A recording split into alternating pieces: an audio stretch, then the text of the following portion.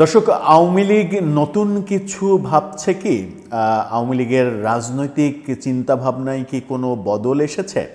তেমনটাই মনে হলো সম্ভবত সজীব ওয়াজেদ জয়ের, সাবেক প্রধানমন্ত্রী শেখ হাসিনা পুত্র সজীব ওয়াজেদ জয়ের সাম্প্রতিক একটি ভিডিও বার্তা। সংক্ষিপ্ত এই ভিডিও বার্তায় সজীব ওয়াজেদ জয় যা বলতে চাইলেন সেটা বোধহয় আওয়ামী লীগের এক ধরনের বোধোদয় কিংবা উপলব্ধি, সেটা মনে করার যথেষ্ট কারণ রয়েছে। সজীব ওয়াজেদ জয় অনেকদিনই নিষ্ক্রিয় ছিলেন, হঠাৎ করে আবারও সক্রিয় হয়েছেন। সক্রিয় হয়ে একটা ভিডিও বার্তা দিয়েছেন। সেই ভিডিও বার্তায় তিনি কি বলতে চাইলেন চলুন একটি জেনে নেওয়া যাক যে সজীব ওয়াজেদ জয় আদতে কি বলতে চাইলেন, কি বোঝাতে চাইলেন।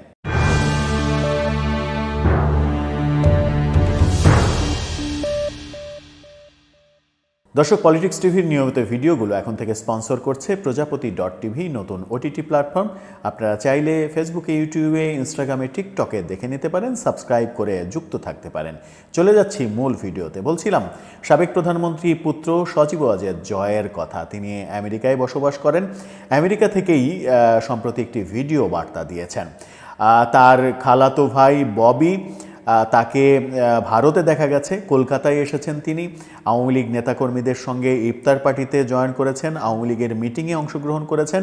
সেই মিটিং সম্ভবত শেখ হাসিনা নিজেই পরিচালনা করেছেন দিল্লি থেকে কলকাতায় এসে। এবার সজীব ওয়াজেদ জয়ের এই ভিডিও বার্তা নতুন কিছুই বোধহয় দিচ্ছে। সজীব ওয়াজেদ জয় বললেন যে সুষ্ঠু পরিবেশ তৈরির জন্য, আগামী নির্বাচনের পরিবেশ তৈরি, বাংলাদেশে অংশগ্রহণমূলক নির্বাচন এবং অংশগ্রহণমূলক রাজনীতির জন্য যদি প্রয়োজন হয় আলোচনায় বসার, তাহলে আওয়ামী লীগ আলোচনায় বসতে রাজি।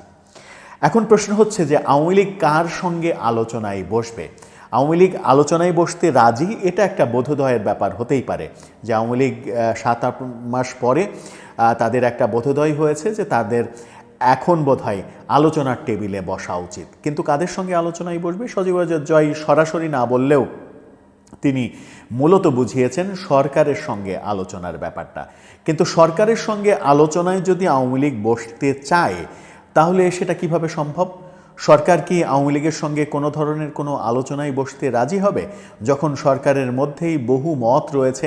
আওয়ামী লীগকে নিষিদ্ধ করার জন্য সরকারের কিছু কিছু উপদেষ্টা এবং নতুন যে রাজনৈতিক দল গঠিত হয়েছে তারা যখন উঠে পড়ে লেগেছে, তখন সরকার কি আওয়ামী লীগের সঙ্গে কোনো ধরনের কোনো সংলাপে রাজি হবে? আমার মনে হয় যে এই সরকার, অন্তত ডক্টর ইউনূসের এই সরকার, আওয়ামী লীগের সঙ্গে কোনো ধরনের কোনো সংলাপে রাজি হবে না। তাহলে বিকল্প পথটা কি? বিকল্প পথ এমন যে সরকার থেকে বারবার বলা হচ্ছে এবং বিভিন্ন রাজনৈতিক দল থেকেও বলা হচ্ছে যে আওয়ামী লীগের এখন পর্যন্ত বোধোদয় হয়নি, আওয়ামী লীগের উচিত তারা যে ভুল করেছে সেই ভুলগুলো স্বীকার করা এবং জাতির কাছে ক্ষমা চাওয়া। সেই পথে কি তাহলে আওয়ামী লীগ হাঁটবে? আওয়ামী লীগ কি তার ভুল, যে যদি তারা মনে করে যে তাদের কিছু ভুল হয়েছে, তাদের ভুলের কারণেই তাদের পতন হয়েছে, তাহলে সেই ভুলগুলো স্বীকার করে তারা কি এক ধরনের স্যাক্রিফাইজিং মুডে সরকারের সঙ্গে আলোচনায় বসতে আগ্রহী হবে, নাকি অন্য কোনো পথে যাবে? আরেকটা যেটা আলোচনা হচ্ছে সেটা হচ্ছে যে আওয়ামী লীগের মধ্যে যারা দুর্নীতিবাজ, এটা তো সর্বজন স্বীকৃত যে আওয়ামী লীগের সবাই দুধে দোয়া তুলসী পাতা নয়। আওয়ামী লীগের মধ্যেও দুর্নীতিবাজ রয়েছে, আওয়ামী লীগের মধ্যেও আকাম কুকাম করেছে এরকম অনেক নেতানেত্রী রয়েছে, হেভিওয়েটরাও রয়েছে।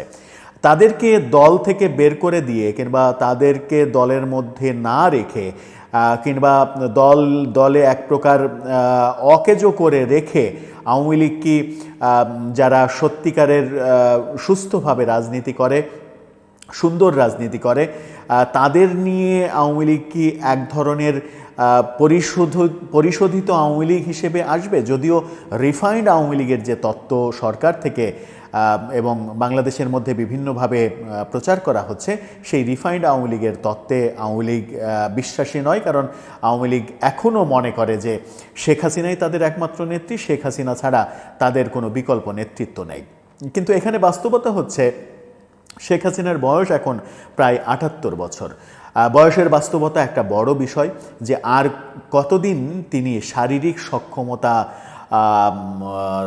রাখবেন, তার শারীরিক সক্ষমতা আর কতদিন থাকবে যে এত বড় একটা দলের তিনি নেতৃত্ব দেবেন। আগামীতে যখন আওয়ামী লীগ নির্বাচনে আসবে, এবারের নির্বাচনে যদি অংশগ্রহণ করেও তবুও তো নির্বাচনে বিজয়ী হয়ে সরকার গঠন করা তাদের পক্ষে সম্ভব নয়, এটাই বাস্তবতা। এর পরের টার্মে আওয়ামী লীগ যদি নির্বাচন করে এবং পরিস্থিতি যদি তাদের অনুকূলে যায়, তারা যদি আবার সরকার গঠন করে, তাহলে সেটা 7 বছর। তো 7 বছর পরে শেখ হাসিনার বয়স হয়ে যাবে 85 বছর।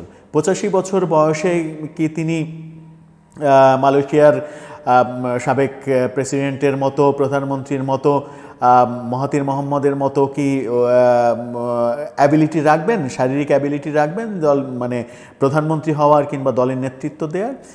এ কারণেই অনেকে আলোচনা করেন যে শেখ হাসিনার গত টার্মেই উচিত ছিল বিকল্প নেতৃত্বের দিকে যাওয়া, যে নেতৃত্বটা তৈরি হয়নি। আওয়ামী লীগ শেখ হাসিনা কেন্দ্রিক এখনও রয়েছে।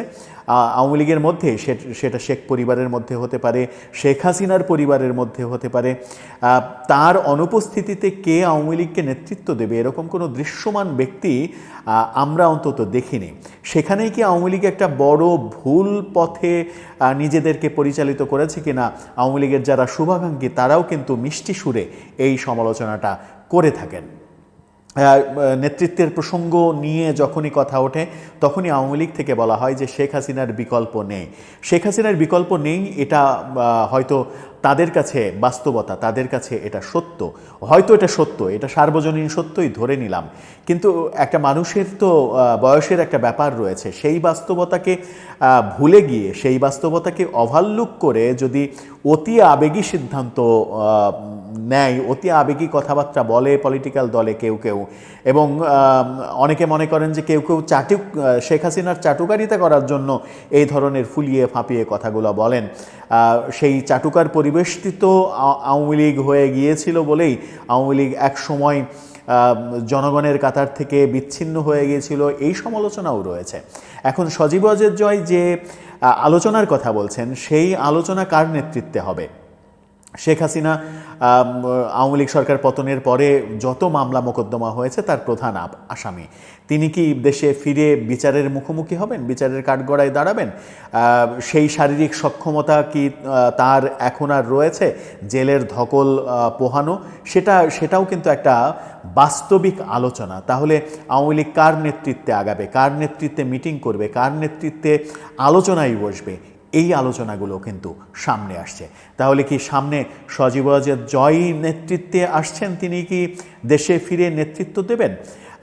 সেই প্রশ্নও অনেকে তুলছেন। সজীব ওয়াজেদ জয় অথবা সাইমা ওয়াজেদ পুতুল, এই দুজনের কথাই অনেকে বলেন যে এই দুজনের যে কোনো একজন যদি আওয়ামী লীগের নেতৃত্ব না নেয় তাহলে আওয়ামী লীগ কয়েক খণ্ডে বিভক্ত হয়ে যাবে, কারণ তখন নেতা মানতে চাইবে না কেউ দলের মধ্যে।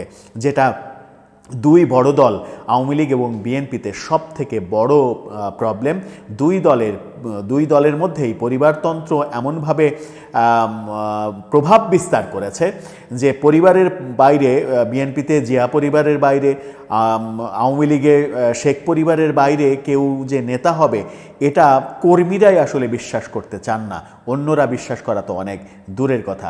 সেখান থেকে আওয়ামী লীগ বের হয়ে আসতে পারবে কিনা এবং বের হয়ে এসে তারা রাজনৈতিক কর্মকাণ্ড পরিচালিত করতে পারবে কিনা, সজীব ওয়াজেদ জয়ের এই ভিডিও বার্তা সেই ইঙ্গিতই দেয় কিনা, সেটাও একটা আলোচনার বিষয়বস্তু হতেই পারে। দর্শক, আপনার কি মনে হয় সজীব ওয়াজেদ জয় যে ভিডিও বার্তায় আলোচনার কথা বললেন, সেই আলোচনা যদি সরকারের সঙ্গে আলোচনা হয় তাহলে কি আদৌ সেটা এই মুহূর্তে সম্ভব হবে?